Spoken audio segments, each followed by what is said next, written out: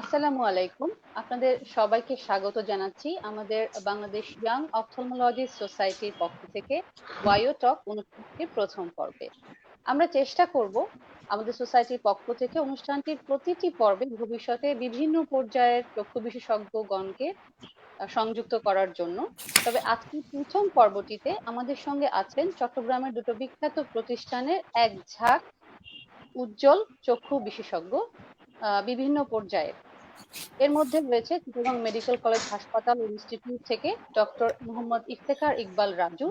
উনি MS degree অর্জন করার পর বর্তমানে ইসলামিয়া আই ইনস্টিটিউট এবং হাসপাতালে গ্লুকোমা বিভাগে ফেলো হিসেবে কর্মরত আছেন।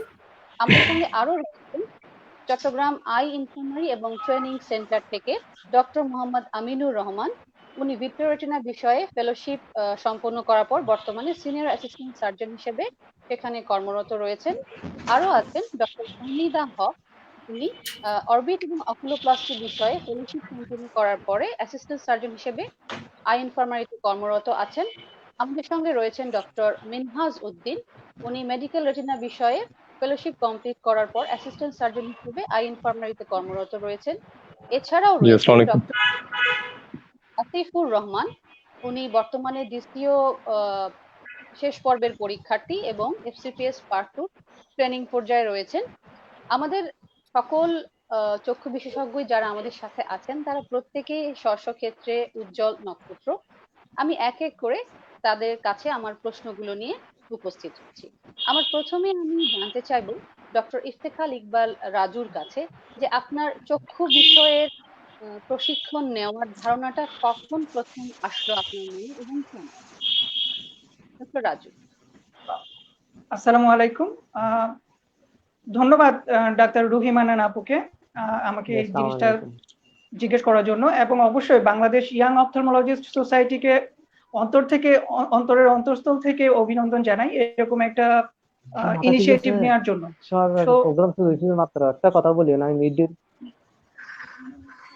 আসলে যেটা শুরু থেকে আমি বলতে চাই সেটা হচ্ছে অপথলমোলজি সাবজেক্টটা খুবই সফিস্টিকেটেড একটা সাবজেক্ট, সেটা সবাই কম বেশি জানে।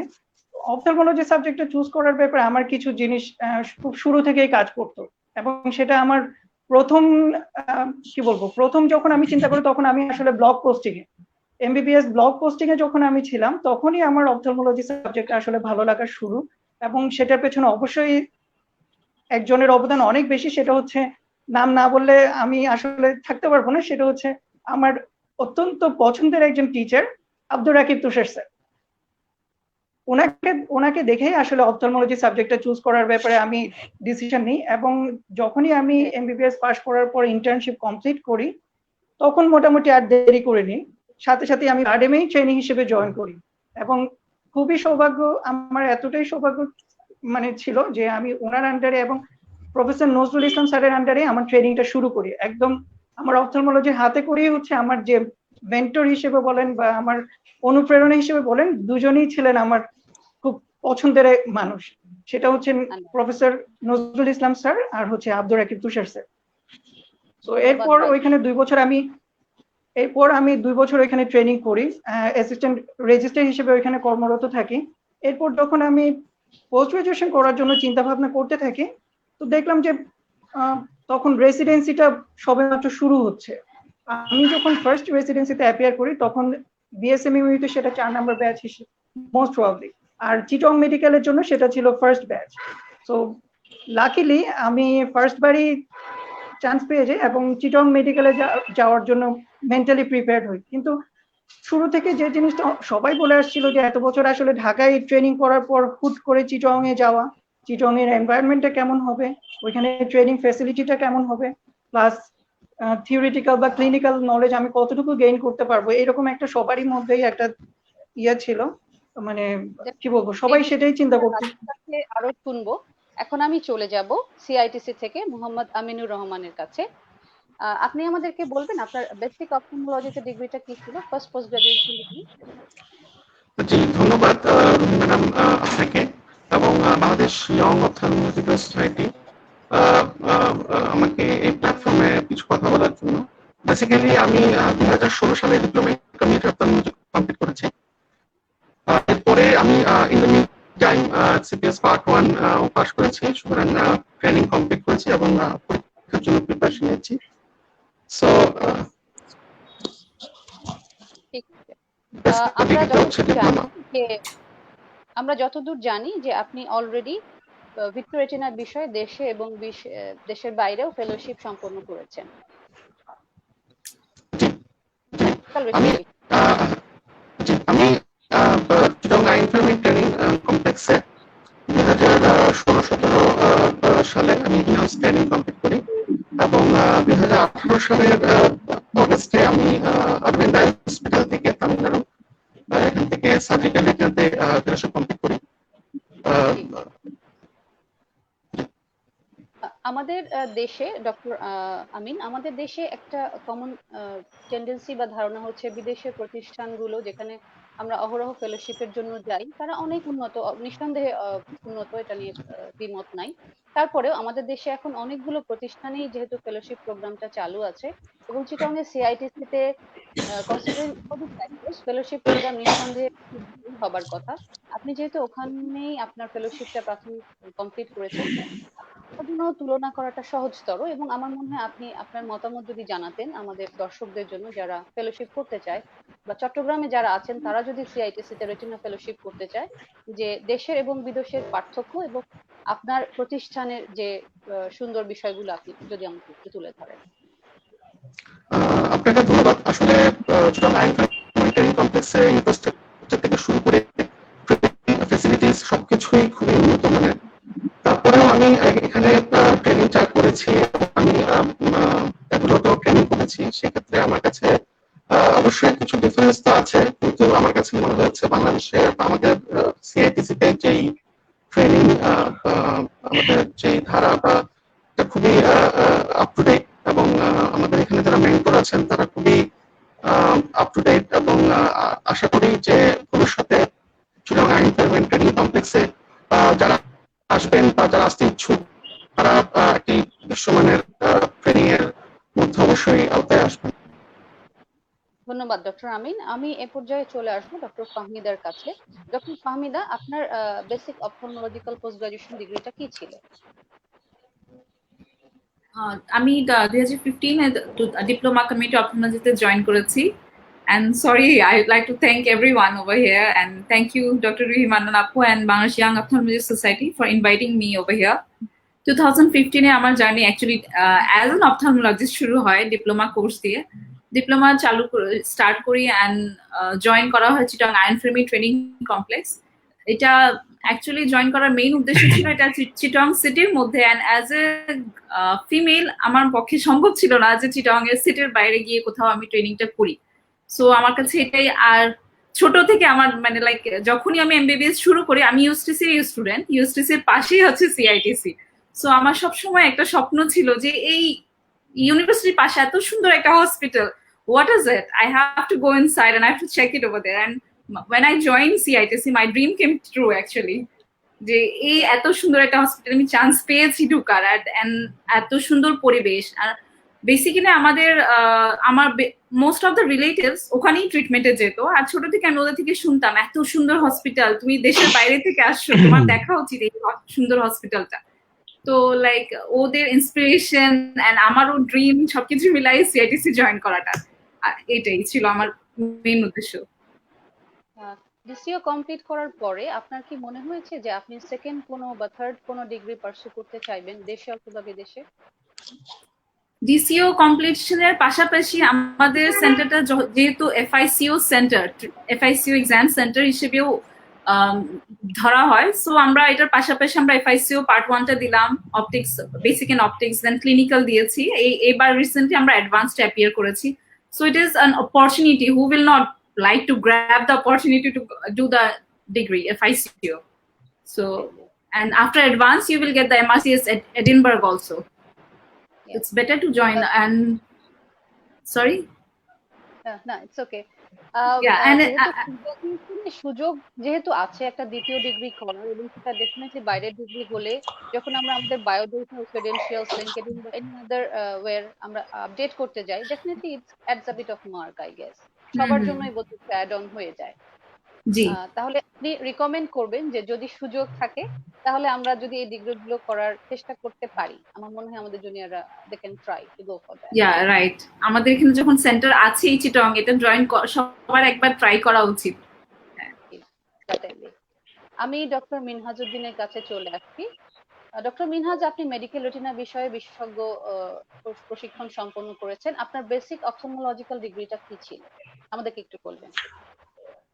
ধন্যবাদ রহিমানান আপুকে, and thank you also Bangladesh young ophthalmologic society যে আজকে এত সুন্দর একটা প্রোগ্রাম আয়োজন করার জন্য এবং আমাকে সুযোগ দেওয়ার জন্য। আমি বেসিক্যালি এমবিবিএস পাশ করার পরেই তখন ইচ্ছা ছিল আসলে সার্জারিতে যাব। তো আই সবসময় একটা আমার কাছে স্পিরিচুয়াল ব্যাপার মনে হতো যে চোখ জিনিসটা আসলে মানুষের একটা ভাইটাল অর্গান। তো if you can't anything see can't anything, তো পুরা whole world like blind. So আমার কাজ ছিল, মানে ইচ্ছা ছিল যে ব্লাইন্ডদেরকে নিয়ে কিছু করার। সো আমার কাছে এটা সবসময় একটা স্পিরিচুয়াল সাবজেক্ট মনে হতো। তো ইচ্ছা ছিল, সত্যি কথা বলতে কি ডিসিও কোর্সে যাওয়ার আগেই আমি কখনো সিআইটিসি ঢুকিই নাই এবং সিআইটিসি কখনো দেখিই নাই। তো ডিসিও পরীক্ষা দিয়ে যখন ইনশাল্লাহ মানে আল্লাহর মধ্যে চান্স পেলাম তখন ঢুকে মানে দেখে ক্যাম্পাসের প্রেমে পড়ে যাই। সত্যি কথা যেটা আমি এটা একদম প্রাউডলি বলতে পারি, it is the one of the best campus in not only Bangladesh but also in south east reason. খুব সুন্দর ক্যাম্পাস এবং এটা এখানে পড়াশোনার পরিবেশ।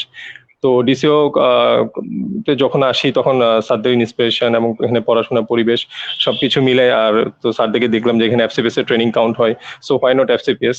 তো ইন দ্য মিন টাইম আমি ডিসিও কোর্সের পাশাপাশি এফসিপিএস এর জন্য পড়াশোনা করছি। তো ডিসিও কমপ্লিট হওয়ার পর ইনশাল্লাহ এফসিপিএস এ চান্স পাই। তো এখন এফসিপিএস কোর্সে আছি। আর পাশাপাশি এখানে এফআইসিও ডিগ্রিটাও অ্যাভেলেবেল, এমএস কোর্স এফআইসিও সবকিছুই আছে এখানে। সো স্যাররা চেষ্টা করতেছে এফআরসিএস এর সেন্টারটা যাতে আসে, ইনশাল্লাহ আশা করা যায় ইন ফিউচার এটাও হবে। তো হোয়াই নট এফআইসিও, তো এফআইসিও দিতে থাকলাম। বেসিক এবং অপটিক্স পাশ করে এখন ক্লিনিক্যাল পরীক্ষা দিছে এবার। এইটাই হচ্ছে আমার অপথলমোলজি জার্নি, এই আর কি। যদি এফআরসিএস এর সেন্টার আমাদের দেশে চলে আসে সেক্ষেত্রে আমরা অনেক লাভবান হব, আমার মনে হয় আমরা অনেক হ্যাঁ অবশ্যই, আমাদের স্যাররা এবং আমাদের অথরিটি খুবই হেল্পফুল এবং সবসময় আমাদেরকে এনকারেজ করে একাডেমিক ব্যাপার স্যাপার নিয়ে, যে তোমরা পড়াশোনা করো, হ্যাঁ তোমাদেরকে ফিউচারে আরো অনেক দূর যেতে হবে। তো সবকিছুই আছে এখানে, জাস্ট এফআরসিএসটা সেন্টারটা এবং এটা নিয়ে স্যাররা খুব চেষ্টা করতেছে যে ইনশাল্লাহ যদি সবকিছু ঠিকঠাক থাকে হয়তো ইন ফিউচার বাংলাদেশে এফআরসিএস সেন্টারটাও চলে আসবে সিআইটিসিতে। ডক্টর মিনহাজ, আপনার কাছে আমার কোয়েশ্চেন, আপনি মেডিকেল রেটিনা অলরেডি একটা উচ্চতর প্রশিক্ষণ সম্পূর্ণ করেছেন, আপনি কি ইন ফিউচার সার্জিক্যাল পোর্শনটাতে যেতে চান? বা যেহেতু আপনি এখানে অলরেডি ট্রেনিং কমপ্লিট করেছেন, do you want to go for abroad for some more training on medical retina like that? Sorry আমি কোয়েশ্চেনটা বুঝিনি আপু। আমি জানতে চাচ্ছি যে আপনি মেডিকেল রেটিনায় যেহেতু সম্পন্ন করেছেন ট্রেনিং, আপনি কি ফিউচারে সার্জিক্যাল রেটিনাতেও আসতে চান, ইনভলভ হতে চান? এবং যেহেতু আপনি অনেস্টলি এটা হচ্ছে আসলে না, আমার সবসময় আমাদের ডিপার্টমেন্টটা আসলে মেডিকেল রেটিনা এন্ড ইউভেটিস, আমরা এই দুইটা ডিল করি, যদিও নামে মেডিকেল রেটিনা। তো আমার সবসময় কাজ ছিল আসলে মানে ইচ্ছা ছিল সবসময় ইউভেটিস নিয়ে কাজ করার। সো দ্যাটস ওয়াই অথরিটি যখন আমাদের ডিসিও কমপ্লিট করার পর সবাইকে অফার করে যে তোমার কোন সাব স্পেশালিতে ইচ্ছা আছে, তো আমাকে বলছে, তো আমি বলছি যে আমার স্যার আসলে ইউভেটিস নিয়ে কাজ করার ইচ্ছা। তো আমাদের ওখানে মেডিকেল রেটিনা ইউভেটিস বেসিক্যালি দুইটা ডিল করে হচ্ছে মেডিকেল রেটিনা। তো আমি এটার উপর এমফেসিস করতেছি। সো দোয়া করবেন যাতে ইন ফিউচার যাতে ইউভেটিস নিয়ে কাজ করতে পারি। সার্জিক্যাল রেটিনা জি, আপনি ফিউচার ফরেন কোন সেন্টার থেকে ফার্দার স্পেশালাইজেশন পারসু করতে চান রিগার্ডিং ইউভেটিস এন্ড মেডিকেল? এটা অবশ্যই আমাদের অথরিটি, মানে এই অনুষ্ঠানের মধ্যে আমি অথরিটিকে একটা থ্যাঙ্কস দিতে চাই যে ওনারা এইসব ব্যাপারে খুবই সিনসিয়ার, যে ওনারা অলরেডি আমাদের এখানে সিস্টেম হচ্ছে আপনি হোম ফেলোশিপ শুরু করছেন, তারপর এর মধ্যে প্রসেসিং হয়ে বাইরে আপনি ফেলোশিপের অফার থাকে। তো অথরিটি অলরেডি আমাকে বলছে যে তুমি এখানে শুরু করো, ভালো অফার পাইলে আমরা তোমাকে বাইরে অ্যাব্রোডে ট্রেনিং এর জন্য পাঠাবো। ঠিক আছে। আমাদের পঞ্চম অতিথি মোহাম্মদ আসিফুর রহমান, ওনাকে আপাতত একটু যান্ত্রিক গোলযোগের জন্য আমরা সাথে পাচ্ছি না, তো আমরা আলোচনা আসছে। Is coming. ডক্টর আসিফ, উনি অলরেডি ডিসিও ফাইনাল পর্বের পরীক্ষার্থী, এফসিপিএস পার্ট 2 ট্রেনিং, এবং উনি সম্প্রতি আইসিইউ ক্লিনিক্যাল পরীক্ষা অ্যাপিয়ার। ডক্টর আসিফ, আপনি আমাকে বলবেন যে সাধারণত একটা কমন টেন্ডেন্সি থাকে সবার মধ্যে যে ঢাকায় না আসলে ট্রেনিং সম্পন্ন হবে না, ঢাকায় না আসলে আইয়ের ক্যারিয়ার করা যাবে না বা অল দ্যাট। বাট চিটাগং এখন একটা বিশাল হাব হয়ে উঠছে আই ট্রেনিং এর ব্যাপারে। আপনি কি আপনার এক্সপেরিয়েন্সটা শেয়ার করবেন আমাদের সঙ্গে regarding eye training at CITC for basic ophthalmology training?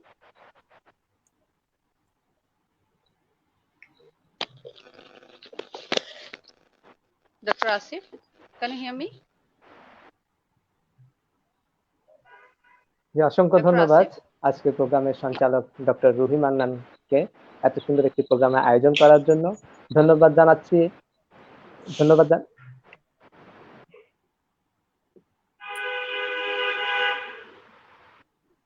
I guess Dr. Asif is having a little bit of problem.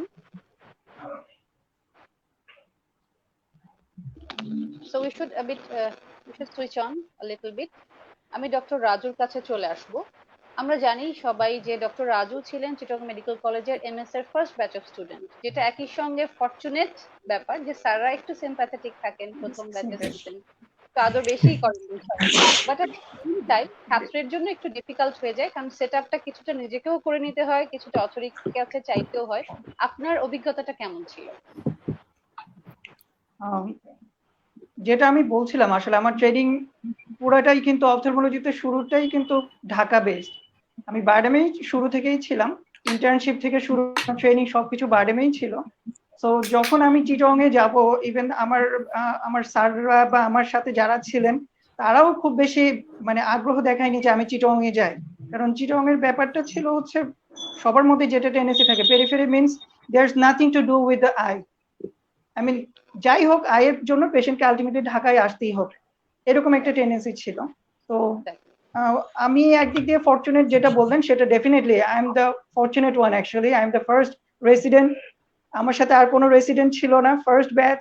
এবং চিটং মেডিকেলের রেসিডেন্সিতে যেটা সুবিধা ছিল, মানে আমি একা হওয়াতে আমাকে স্যাররা যথেষ্ট আদর করেছেন, এই ব্যাপারে কোনো সন্দেহ নাই। এবং এটা এটা অবশ্যই একটা বিশাল বড় ব্যাপার। কারণ আর দ্বিতীয় হচ্ছে আমাদের ফেজ এ যেটা থাকে, রেসিডেন্সিতে ফেজ এ আর হচ্ছে ফেজ বি, এই দুটো ফেজ থাকে। তো ফেজ এ তে যখন থাকে তখন আমাদের সময় ছিল 6 মাস অপথলমোলজিতে মাদার ডিপার্টমেন্ট, আর বাকিটা হচ্ছে বিভিন্ন রোটেশনে থাকে, বিভিন্ন সার্জারি, মেডিসিন, এইসব জায়গায় রোটেশনে থাকে। তো ফরচুনেটলি আমি যেখানেই গিয়েছি সব স্যার ম্যাডামদের একটা আলাদা একটা কেয়ার বলেন বা মানে অন্যরকম একটা সুবিধা আমি পেয়েছি। তো চিটং চুজ করার ব্যাপারে আমার যে জিনিসটা ছিল সেটা হচ্ছে, আমি দেখলাম ঢাকায় থাকাতে আমার যেটা সুবিধা হয়েছে, বিশেষ করে বারডেমে থাকাতে, আমার মাইক্রোস্কোপ ওরিয়েন্টেশন বা আমার হ্যান্ডস অন জিনিসগুলা, এই জিনিসগুলোর প্রতি আমার কিছুটা ওরিয়েন্টেশন থাকাতে আমার এই জিনিসগুলো নিয়ে খুব বেশি চিন্তা করতে হয়নি। আমার মধ্যে একটা জিনিস কাজ করতো যে বারডেমে থেকে আমি যে জিনিসটা শিখে যাচ্ছি, আমি হোপফুলি চিটং থেকে যখন আসবো আমি ওই জায়গা থেকে শুরু করতে পারবো, আমাকে নট যে একদম জিরো থেকে আবার শুরু করতে হবে। এটা একটা আমার কি বলবো, একটা সেলফ কনফিডেন্স বলেন, একটা চিন্তা ভাবনা বলেন, এটা আমার এরকমই ছিল।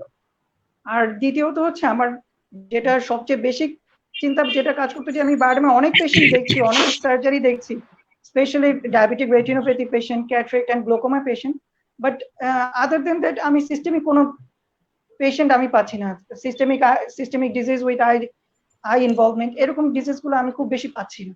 তো আমার মেইন থিম ছিল যে আমি যদি চিটং এ যাই অথবা যদি কোনো গভর্নমেন্ট হসপিটালে যাই, আইল গেট মাচ পেশেন্ট, বিকজ সেখানে গাইনি হোক, মেডিসিন হোক, ওয়াইড স্প্রেড ভিউ। সো আমাকে সিস্টেমিক অ্যাসোসিয়েটেড ডিজিজ সাথে আই রিলেটেড ডিজিজ যেগুলো থাকে ওইগুলো আমি ওখানে অনেকগুলো পাবো। সো আমি অনেকটা সার্জিক্যাল সাইডটাকে কিছুটা অমিট করে ক্লিনিক্যাল নলেজটাকে গেইন করার জন্য বেসিক্যালি চিটং মেডিকেলটা আমি চুজ করি, কারণ চিটং মেডিকেলে অনেক পেশেন্ট, আর যেটা হচ্ছে ইন্টার ডিপার্টমেন্ট যে রেফার যেটা হয়। তো যখন আমি চিটং মেডিকেলে যাই, সত্যি বলতে আমি নিজেও খুব সারপ্রাইজ ছিলাম যে ডিপার্টমেন্ট যে এতটা মানে এতটা পেশেন্টলেস হবে বা এতটা পেশেন্ট থাকবে না, এটা দেখে আমার নিজেরও খুব আফসোস হতো যে আমি কি রাইট ডিসিশন নিচ্ছি কিনা। বাট কখনো ফ্রাস্ট্রেটেড ছিলাম না, কারণ আমি জানি যে আমারটা আমাকেই আলটিমেটলি করতে হবে। আর সেক্ষেত্রে সবচেয়ে বড় সাপোর্ট ছিলেন আমার হেড অফ দ্য ডিপার্টমেন্ট, আমার ফিরোজ কবির স্যার, শ্রদ্ধেয় মাসুদ পারভেজ স্যার, তারপর হচ্ছে হান্নান স্যার, ওনারা খুবই হেল্পফুল ছিলেন। এবং ইন দ্য মিন টাইম যেটা হতো, ওনারা আলটিমেটলি সবকিছুই আমাকে করার ওনাদের পারমিশন দিয়ে দিলেন যে তুমি তোমার মতো করো। গুছিয়ে নাও। ওকে, হ্যাঁ, সো তুমি তোমার মতো বুঝিয়ে নাও। that you have compromised a bit of surgery. In terms of that, you have got a lot of systemic exposure in terms of eye disease, Exposure, right? yeah. So basically, That was my view actually. attached হওয়ার বেশ কিছু সুবিধাও আছে। আবার সুবিধা first ছিল। Batch হওয়ার কারণে সার্জিক্যাল সেটটা একটু দেরিতে হতে সময় লেগেছে। তো আমি এখন চলে যাব ডক্টর আমিনের কাছে। ডক্টর আমিন, মেডিকেল রেটিনার ব্যাপারে আপনি বেশ দেশের এবং বিদেশে দক্ষতা অর্জন করেছেন। আপনি কি বলবেন যে আপনার ট্রেনিং পর্যায়ের অভিজ্ঞতাটা কেমন ছিল সিআইটিসি তে প্রাথমিকভাবে, এবং আপনি কি আপনার ট্রেনিং এর পয়েন্ট অফ ভিউ থেকে আমাদের জুনিয়র ডক্টরদের জন্য কোনো রকম উপদেশ রাখতে চান? আপনাকে ধন্যবাদ। আসলে সরি, আমার ভয়েসটা আসলে অত ক্লিয়ার না, ফর নেট ইন্টারাপশন। যাই হোক, আসলে সিআইটি আমি 2 বছর ট্রেনিং করেছি ইন-হাউস ফেলোশিপ। সেখানে আসলে সবকিছুই ছিল। আসলে কিছু থাকবেই ট্রেনিং এর মধ্যে। তারপরে বাংলাদেশে ট্রেনিং পারপাস, বাংলাদেশে ট্রেনিং যে এক্সপেক্ট, সেক্ষেত্রে সিআইটিসি আমি বলবো অনেক ক্ষেত্রে এগিয়ে আছে, বোথ সার্জিক্যালি ক্লিনিক্যালি। আমাদের এখানে আমাদের ইনফ্রাস্ট্রাকচার খুবই ইনবিল্ট, সবকিছুই খুবই অত্যাধুনিক। এবং আমি আসলে ফিউচারে যারা এখানে ফেলোশিপ আসবেন বা আসতে ইচ্ছুক, আমি বলবো যে এখানে ইমেজ অপরচুনিটি আছে হ্যান্ডস অন ট্রেনিং এর জন্য। এবং এখানকার যারা মেন্টর আছেন তারা খুবই আন্তরিক, এবং একটি বিশ্বমানের ট্রেনিং এর জন্য সিআইটিসি কে আসলে আমরা আমাদের চিন্তার মধ্যে আনতে পারি। আর বাইরের কান্ট্রিতে যেটা দেখেছি যে ওদের ট্রেনিং এর মধ্যে স্ট্রাকচার এবং তাদের যেই ট্রেনিং এর তাদের যেই রুলস এন্ড রেগুলেশনস গুলো সেটার সাথে কিছু ডিফার করে। বাট তারপরে ওইগুলো থেকে আমরা কিছু জিনিস হয়তো আমাদের দেশের ট্রেনিং পারপাসে ট্রেনিং আনতে পারি, এবং এগুলো যদি ভবিষ্যতে চালু হয় তাহলে হয়তো আরো ইফেক্টিভ ট্রেনিং আমাদের দেশেও সম্ভব হবে। ডক্টর ফাহমিদ, আপনার কাছে আমি জানতে চাইবো যে অকুলোপ্লাস্টি বিষয়টা একটা vast subject. Oculoplasty and orbit বিষয়টা অত্যন্ত ভাস্ট সাবজেক্ট। ইদানিং এর সঙ্গে অকুলার অনকোলজি আপনার রেটিনা বিশেষজ্ঞদের, ইউভেইটিস বিশেষজ্ঞদের সবারই একসঙ্গে যুক্ত হয়ে একটা বিরাট আকার ধারণ করেছে। তো এই বিষয়ে আপনার কি মতামত, যে এই অরবিটাল অকুলোপ্লাস্টি বিষয়ে যারা ট্রেনিং করতে আসতে চান সিআইটিস তে, আপনার ট্রেনিং এর অভিজ্ঞতা এবং আপনার যারা জুনিয়র আসতে চান এখানে, এ ব্যাপারে আপনার কিছু মন্তব্য? অ্যাকচুয়ালি প্রথম ইয়ারে যখন আমরা অকুলোপ্লাস্টিতে রোটেশনে ছিলাম, প্রথমে আমি অ্যাকচুয়ালি জানতামই না অকুলোপ্লাস্টিতে আমার খুব ইন্টারেস্ট আছে।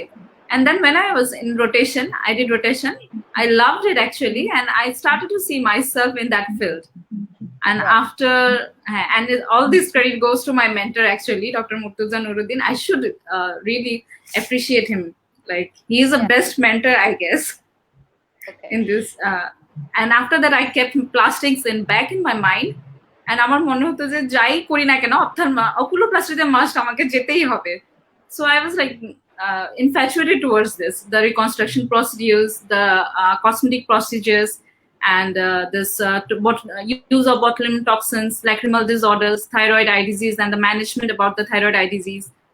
এগুলো খুবই মানে আমাকে খুব অ্যাট্রাক্ট করতো। সো বেসিক্যালি এই জন্যই আমি অকুলোপ্লাস্টিতে জয়েন করা।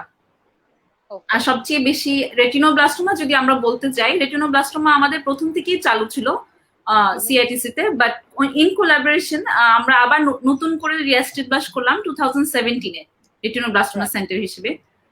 তো এখানে আমরা একটা ডেডিকেটেড টিম অ্যারেঞ্জ করা হয়েছে এই 2017 থেকে, যেখানে এক্সপিরিয়েন্সড অপথলমোলজিস্ট আছেন with in collaboration with oncologist, paediatrician, and আমাদের অকুলারিস্টরাও কাজ করছেন এটার সাথে। সো এখানে আমরা কেমোথেরাপি দিচ্ছি বাচ্চাদের, স্ক্রিনিং প্রোটোকল তো আছেই, সাথে chemotherapy like intravitreal, intravenous and periocular, then laser, cryotherapy. With that আমরা শিডিউল ফলো আপ রাখছি, like examination under anaesthesia, and screening করছি তাদের সিবলিংস গুলাকেও। সো ওদেরকে খুবই ভালো টেক কেয়ার করা হয়, আর ওদের খুব ম্যানেজমেন্টটা খুবই মিনিমাম কস্টে ওদেরকে করা হয় সবকিছুই। ওকে, ডক্টর মিনহাজ, আপনার কাছে আবার ফিরে আসি। Okay. ইউভিআইটিস ব্যাপারে ট্রেনিং সংক্রান্ত আপনার অভিজ্ঞতা, আপনার ফেলোশিপের সময় এবং আপনার বেসিক ডিগ্রির সময় আপনার সিআইটিসি তে ট্রেনিং এর অভিজ্ঞতা, if there is any pitfall, if you want to discuss or give any tips to your junior audience. ধন্যবাদ আপু। ফার্স্ট অফ অল আসলে ডিসিও কোর্সে থাকা অবস্থায় আমার স্পেসিফিক্যালি কোনো সাবজেক্টের প্রতি চুজ ছিল না, কারণ আমি প্রতিটা সাবজেক্টে যখন যে ওয়ার্ডে গেছি বা যেখানে যে প্লেসমেন্ট ছিল আমি খুব এনজয় করেছি। তো আফটার কমপ্লিটিং ডিসিও, তো সবসময় পোস্টিওর মানে সেগমেন্ট নিয়ে আমার সবসময় একটা ফ্যাসিনেশন কাজ করতো বা একটা ভীতি কাজ করতো যে পোস্টিওর সেগমেন্টের ডিজিজ গুলো আসলে একটু টাফ ছিল। তো এখানে কাজ করার ইচ্ছে ছিল। তো উপরওয়ালার অশেষ রহমত, অথরিটি যখন আমাকে মেডিকেল রেটিনা অফার করছে, তো আমি না বলি নাই, সাথে সাথে রাজি হয়ে গেছি। তো ওখানে যাওয়ার পর যে জিনিসটা উপলব্ধি হলো, ওখানে তো আসলে ওই তো ফার্স্টেই বলছি আমি যে ওখানে মেডিকেল রেটিনা প্লাস ইউভিআইটিস দুটো ডিপার্টমেন্টেরই রোগীগুলো থাকে। তো আস্তে আস্তে এই জিনিসটা আমার রিয়েলাইজেশন হলো যে রেটিনাল ডিজিজ গুলো, স্পেশালি ধরেন ভাস্কুলার ডিজিজ বা ডায়াবেটিক রেটিনোপ্যাথি, এগুলো অলমোস্ট ট্রিটমেন্ট প্রোটোকল সেম বা এগুলো নিয়ে কাজ করার লোক আছে আমাদের। কিন্তু ইউভিআইটিস জিনিসটা আসলে একটু ম্যানেজ করাটা টাফ, কারণ এখানে এক্সপেরিয়েন্সড বা বলেন বা এরকম তো এই জিনিসটা নিয়ে কাজ করার ইচ্ছা আছে। তো আমাদের ইনশাল্লাহ ডিপার্টমেন্টে খুব তারপর আর যে জিনিসটা আমি বলতে চাই যে আমাদের ডিপার্টমেন্টে আর দুটা জিনিস আছে যেটা না বললেই নয়, যে আমরা পুরো চিটংয়ে আমরা যে ডায়াবেটিক রেটিনোপ্যাথি স্ক্রিনিং প্রোগ্রাম যেটা, ওটা পুরো চিটংয়ে আমাদের হসপিটালেই আছে। আমরা রেগুলার বেসিসে আমরা ডায়াবেটিক রেটিনোপ্যাথি স্ক্রিনিং হয় এবং সেই অনুযায়ী গ্রেডিং অনুযায়ী আমরা বিভিন্ন ট্রিটমেন্ট প্রসিড করি এবং প্রোভাইড করি রোগীদেরকে। প্লাস হচ্ছে আমাদের আরওপি সেন্টার, যেটা রেটিনোপ্যাথি অফ প্রিমেচুর, এটাও একটা খুশির, আমাদের নিজেদের জন্য একটা প্রাউড ফিল করি আমরা সবসময় যে চিটংয়ে আরওপি সেন্টারটা আমাদের ডিপার্টমেন্টই হ্যান্ডেল করে।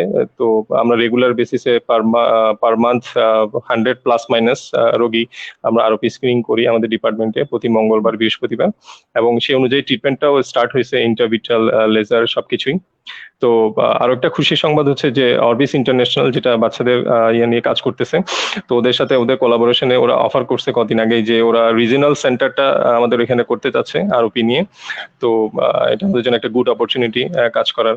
তো আর এই তো মেডিকেল রেটিনারি ডিটেলস।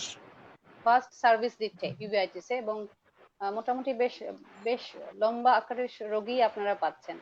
তো it gives a lot of working experience to the trainee as well. রোগী যত বেশি হবে, যিনি ট্রেনি, তার ওয়ার্কিং এক্সপেরিয়েন্স সার্টেনলি বেশি হবে, এবং সেক্ষেত্রে যদি ডিল করতে পারেন, so it would be very nice for the train.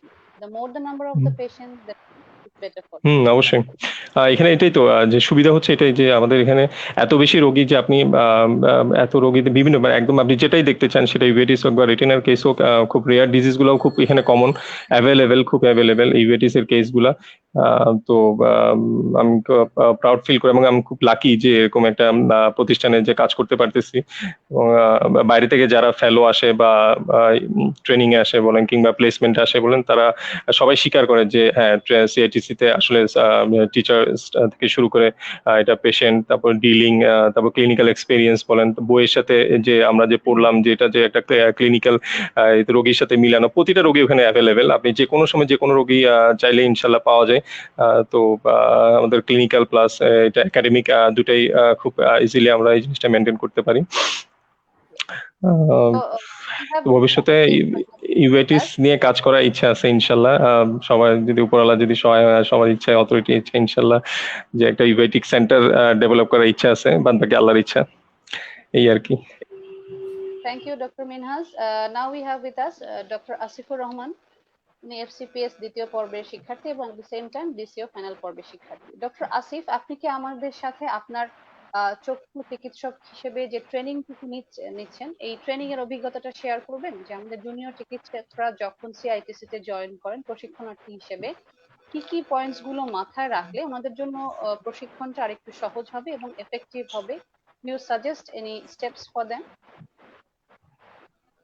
as preparation or as searching or as anything? এই জিনিসগুলো মাথায় নিয়ে আসলে তাদের জন্য সিআইটিস তে কাজ করার সুবিধা হবে, বা এসে তাদের এই স্টেপ গুলো করা উচিত, so that it would be easier for them.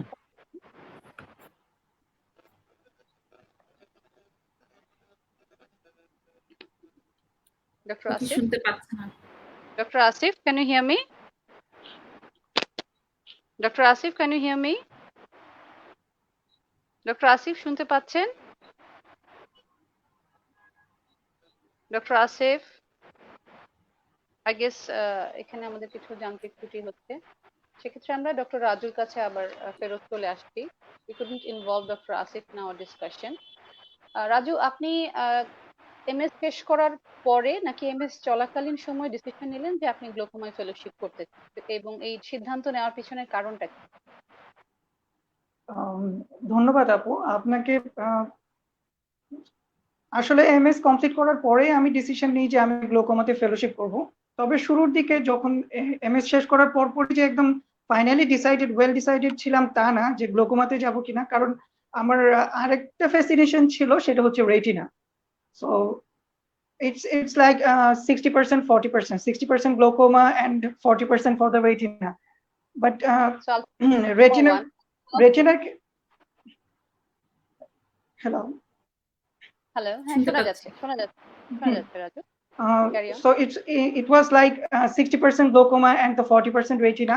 But Right. glaucoma retina ক্ষেত্রে আমার যেটা মানে ব্যারিয়ার হিসেবে কাজ করছে ডিসিশনটা ফার্দার প্রসিড করা, সেটা হচ্ছে you have to need a well equipped setup to deliver the highest quality service to the patient. But as well as in case of glaucoma, early diagnosis of the glaucoma is so much crucial that patient ultimately goes blind, and in the later stage or advanced stage anyone can diagnose this is a case of glaucoma. But if we do it earlier, we may save the eye or sight of this patient. So in that case I decide kori je glaucoma would be a better choice for me. Then definitely I worked with Professor M. Nazrul Islam, who is the renowned glaucoma specialist here as well as in abroad. So he inspired me to be a glaucoma specialist in future, and Yes. he told me why not go for the glaucoma, it's 100%. So at that time I decided to go for the glaucoma, and that's it.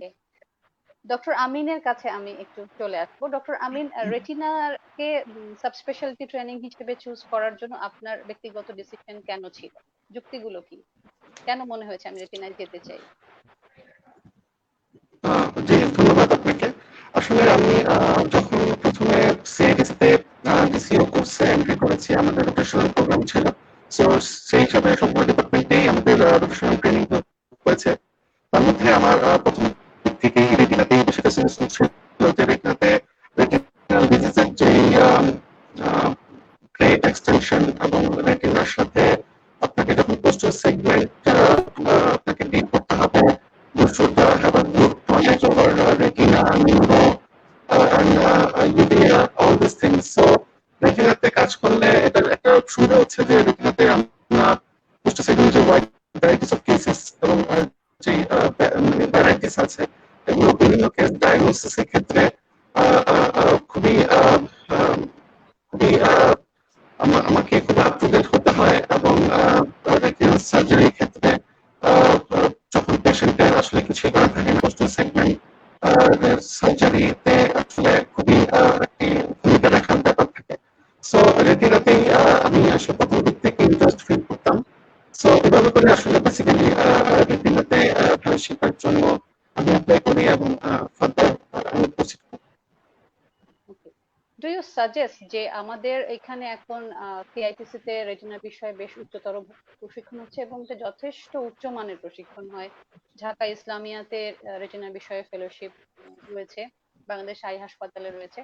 আপনি কি মনে করেন যে আমাদের যারা junior চিকিৎসক যারা রেটিনাতে ভবিষ্যতে ফেলোশিপ পার্সু করতে চান তাদের জন্য দেশীয় ডিগ্রিটাই যথেষ্ট? কারণ আমরা এখনো যথেষ্ট সংখ্যক সাবস্পেশালিটি ট্রেনি পাইনি যে সারা দেশে আমাদের এতগুলো অঞ্চল, এতগুলো জায়গা, এত রোগী সবাইকে সার্ভিস দেওয়ার জন্য। সো যদি আমরা দেশীয় ট্রেনিং সেন্টার গুলোতে যথেষ্ট পরিমাণ ট্রেনিং পেয়ে যাই, সবসময় তো বিদেশে যাওয়াটা সম্ভবপর হয়ে যায় না। তো এই ট্রেনিংটা কি ডু ইউ থিংক যে it would be okay to go for? অবশ্যই বাংলাদেশে ইসলামী হাসপাতাল থেকে শুরু করে সিআইটিসি কয়েকটি জায়গায় আসলে যারা মেন্টর আছেন তারা খুবই হাইলি এক্সপিরিয়েন্সড। আমি বলবো যে এই যে আপনারা এই করোনাকালীন সময় বা করোনা পরবর্তী সময়ে যে বিভিন্ন সাইন্টিফিক ওয়েবিনারে অংশ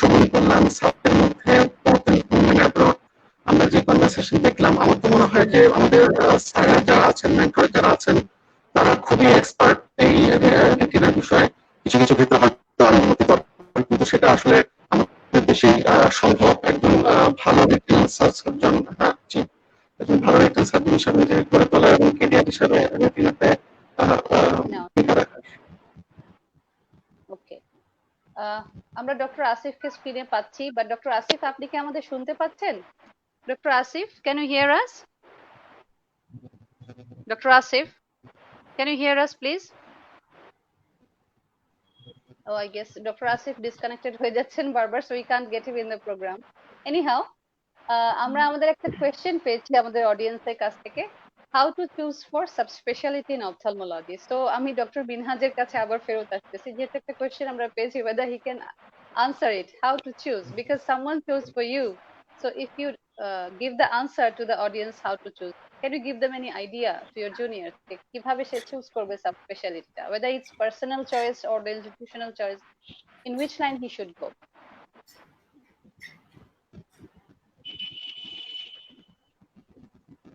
Dr. Minhaj.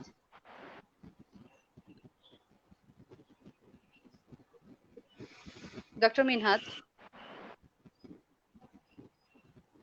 Dr. Minhaj, can you get the question, please? Hi. Yes, I can get. Thank you for the question. Basically, it's depends up to you. First of all, general ophthalmologist হিসেবে যে কোনো কোর্সে সবকিছুই আগে পড়াশোনা করতে হবে। তারপর এটা আসলে ডিসিশনটা নিজের উপর, যে কোন জিনিসের প্রতি আপনার ইন্টারেস্ট বেশি। কারণ এখানে সবকিছুই খুব ফ্যাসিলিটি, সব স্পেশালিটিতে কর্নিয়া, গ্লুকোমা, রেটিনা সবকিছুতেই খুব বাস্ট এবং খুব এফিশিয়েন্ট ট্রেনিং আছে বাংলাদেশে, বিদেশে, বিশেষ করে সিআইটিসিতে। সো সাব স্পেশালিটি চুজের ক্ষেত্রে সবসময় আমি যেটা প্রেফার করি যে এটা আপনার উপর ডিপেন্ড করে যে আপনি কোন সাবজেক্টে গিয়ে মজা পাবেন বা কাজ করতে আপনার ভালো লাগবে। কারণ আপনি দেখাগুলোকে জোর করে রেটিনা নিলেন বা গ্লুকোমা নিলেন, পরে ওখানে গিয়ে আপনার মজা লাগতেছে না জিনিসটা, তাহলে নিজের কাছে বোর্ড লাগবে জিনিসটা। তো আমার সাজেশন হবে যে হ্যাঁ, সবকিছুই এখন বাংলাদেশে সবকিছুই কর্নিয়া, গ্লুকোমা বা রেটিনা সবকিছু সাব স্পেশালি খুব ভালো ফেসিলিটি আছে। সো এটা নিয়ে আপনার টেনশন করার দরকার নেই যে হ্যাঁ আমি রেটিনা চুজ করলাম বা রেটিনাতে কাজ করার স্কোপ নাই বা ট্রেনিং করার সুযোগ নেই। বাংলাদেশে ঢাকায়, চিটংয়ে, স্পেশালি আমি সিএটিসির কথা বলতে চাই, না বললেই নয়, যে এখানে well equipped, well teaching staff এবং সবকিছু ফেসিলিটি খুব সুন্দর। আর এখানে সবচেয়ে একটা মজার জিনিস হচ্ছে যে আমি যারা ফিউচারে অপথলমোলজিতে আসতে চান বা সাব স্পেশালিটির জন্য সিএটিসি কে কেন চুজ করবেন, যে আমার এটা না বললেই নয় যে এখানে আসলে যে দেখা যায় কি এই লেভেলে আসলে টাকা পয়সা নিয়ে একটা টেনশন থাকে, কিন্তু সিএটিসি সুবিধা হচ্ছে আপনি এটা নিয়ে আপনি জাস্ট পড়াশোনা করবেন এবং নিজের কাজের প্রতি মনোযোগ দিবেন। এখানে আপনার যে ইনকাম বা টাকা পয়সা নিয়ে কোনো টেনশন করতে হবে না। আমাদের অথরিটি একটা ফেসিলিটি আছে, আমাদের স্যালারির বাইরে আমাদেরকে যে একটা অ্যালাউন্স দেয়, যে নন প্র্যাকটিসিং একটা অ্যালাউন্স, এবং খুব একটা হ্যান্ডসাম স্যালারি এটা। তো এই লেভেলে আসলে এটা পোষায় যায়। তো ওটা নিয়ে আপনার কোনো টেনশন, আপনার দরকার শুধু নিজের কাজের প্রতি মনোযোগ দেওয়া, পড়াশোনা করা। তো আমার সাজেশন হবে সিআইটিসি কে চুজ করতে পারেন। I hope it's better for you. আর সাব স্পেশালিটা নিজের উপর, আপনার যেটা ভালো লাগে আপনি ওটা করবেন। সবকিছুই আছে বাংলাদেশে, চিটংয়ে। জি। Actually, I like to add over here. I like to add with Minhaj, like এখানে আমাদের সিআইটিসি তে অনেক সব ডিপার্টমেন্টেই ফেলোশিপ দেওয়া হচ্ছে, like cornea, anterior segment surgery, micro surgery, like retinal surgery, medical retina, glaucoma, neuro, ophthalmology, oculoplastics and ocular oncology. আমাদের এখানে সবগুলোই short term and long term fellowship সার্ভিসটা দেওয়া হচ্ছে, ইনহাউস এন্ড আউট হাউস, ঠিক আছে? আর ইনহাউস আমরা যারা আছি আমাদেরকে তো সাথে ফাইন্যান্সিয়াল সাপোর্টটাও দেওয়া হচ্ছে সিআইটিসি থেকে।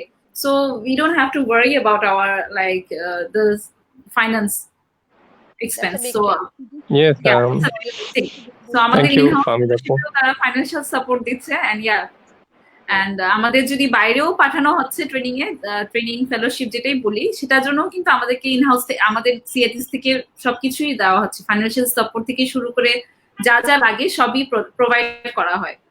So it's a better opportunity for young freshers to join CITC and think about the ophthalmology and learn about it. Yeah, and then choose. Yeah. Then like I chose it. Yeah. And actually এটা depend করে মেন্টরদের উপরও, সে মেন্টরটা কতটুকু তার ফেলোকে শিখাতে পারছে। Like as I said about my mentor, so very Yeah, important as I- যে আপনাকে কতটা গ্রুম করবে, সাপোর্ট দিবে, এক্সপ্লোর করার সুযোগ দিবে, লাইক আমি একটা জিনিস অ্যাড করতে চাই, ইফ ইউর পারমিশন। আমাদের এখানে দেশি ফেলোশিপ, ফেলোর পাশাপাশি ইন্টারন্যাশনাল ফেলোরাও কিন্তু আসে বিভিন্ন দেশ থেকে, দেশের বাইরে থেকে, খুব রেগুলার বেসিসে, খুব পেডিয়াট্রিক সব জায়গায়, বিশেষ করে পেডিয়াট্রিকটা খুব বেশি পপুলার। তো রেগুলার দেখা যায় কি বিদেশ থেকে ফেলোরা এখানে ট্রেনিং এ আসে। তো আমাদের এখানে সবকিছু অপরচুনিটি আছে এখন। ডিপেন্ড আপ টু ইউ, আপনি কোনটা চুজ করতেছেন এটার উপর। তো আমি আমি- ঢাকায় আমার সাবস্পেশালিটি করার পরে যখন মূল ফিল্ডে যাই, একটাই জিনিস যেটা আমার কাছে মনে হয়েছে যে ওরা অনেক আপডেটেড কিছু instrument either due to insurance or due to sponsor পায়, যেটা আমরা পাই না। But other then that, regarding knowledge, working ability and adjustment, আমাদের কোনোখানে কিন্তু বেসিক্যালি কোনো ঘাটতি না। যদি ঘাটতি কিছু থেকে থাকে, লার্জ স্কেল ফাইন্যান্সিয়াল, যেটা আমরা পাই না, because of the companies are not interested yet in our country. But that doesn't have anything to deal with us or our training quality. We are very much equal with them. এবং they are also Yes. surprised. They can respond so much well because they don't expect us to be. যে আমরা এতটা এই level, that's really very nice for us. এবং the training institute গুলো আসলেই develop করেছে এখন. We should really thank them very much. Yes, so you should. We have you. আমরা কি আপনাকে পেয়েছি? Can you listen to us finally? Dr. Asif. Doctor Asif কি শুনতে পাচ্ছেন আমাদের? আমরা ওনাকে আসিফ কই? আসিফ ভাই ঘুমিয়ে গেছেন? Are you there? ছবি আছে আসিফ ভাইয়ের। আমরা ওনার ছবি পাচ্ছি স্ক্রিনে, আসিফ বাট ছবি we cannot আছে। see his voice. You are welcome for the next program. So Raju, যেটা আমি বলতে চাচ্ছি, যেমন সিআইপিসি তে ওনারা বললেন যে ফাইন্যান্সিয়াল অ্যাসিস্ট্যান্সটা আসলে চক্ষু চিকিৎসকদের জন্য খুবই জরুরি। একটা হচ্ছে আপনি যখন প্র্যাকটিস সেট আপ করবেন, it's a bit expensive definitely, and undoubtably ওখানে একটা স্পন্সরশিপের ইস্যু থাকে, প্লাস এই সময়টাতে আমাদের রিকোয়ারমেন্ট গুলাও বেশি থাকে, এতগুলো পরীক্ষা অ্যাটেন্ড করতে হয়, এতগুলো ফিজের ব্যাপার আছে, ট্রেনিং ইস্যু আছে, ফ্যামিলি লায়াবিলিটিস আছে। So regarding that point of view, আমি যদি জানতে চাই যে আপনি বিসিএস এখন একটা বড় issue and taboo as well, আপনি কেন বিসিএস কনসিডার করলেন না? Why didn't you go for pursuing BCS? Why not? I never thought Can you about give me BCS. Why not? So thanks for asking. Actually, I never thought about BCS in my whole life till now. I mean, I don't have an age to appear in BCS right now, but I never thought about BCS because one thing for sure, because there's no options to work as an ophthalmologist in periphery, in government hospitals specifically, because there are only few hospitals you can work as an ophthalmologist with modern facilities like. Equipment is a issue. Equipment is a great issue actually. Yeah, if you did your fellowship or if you completed your post graduation in ophthalmology, then you have to do the posting in a periphery or in a Upajala health complex where there's not even a slit lamp. So how can you practice ophthalmology over there, and how can you treat the patient when you have so much knowledge but you can't even treat a patient with conjunctivitis or corneal aberration, whether it is ulcer or aberration? You can't even see the patient. So that was the main thing actually, that you couldn't give at periphery, for which you didn't pursue BCS, right? Okay, আপনার message আমাদের young অপথলমোলজিস্টদের প্রতি বা upcoming ট্রেনিদের প্রতি, in short, message to your young ophthalmologist trainees, upcoming trainees or would-be trainees, in short, any message you want to convey, Dr. Raj? Regarding ophthalmology or MS? Regarding ophthalmology and everything. Sorry, I didn't hear the question actually. আপনি আপনার upcoming তরুণ চক্ষু চিকিৎসক বিষয়ে যারা প্রশিক্ষণ নিতে চান তাদেরকে কি মেসেজ দিতে চান regarding pursuing eye, regarding doing fellowship and regarding doing a degree, whatever it is? Okay, thank you. Actually, those who are interested in ophthalmology, I think this is the best time to choose. Whenever you think I want to go for the ophthalmology, or in case of any post-graduation, whenever you think that this is the subject, that is the moment you should focus on that subject. Because it's not like that, okay, I think ophthalmology is for me, okay, I'll go for 6 months training or then no, I don't think it's for me. Then switch to other subject.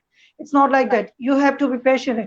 You have to be patient as well, because in the meantime, it may take it.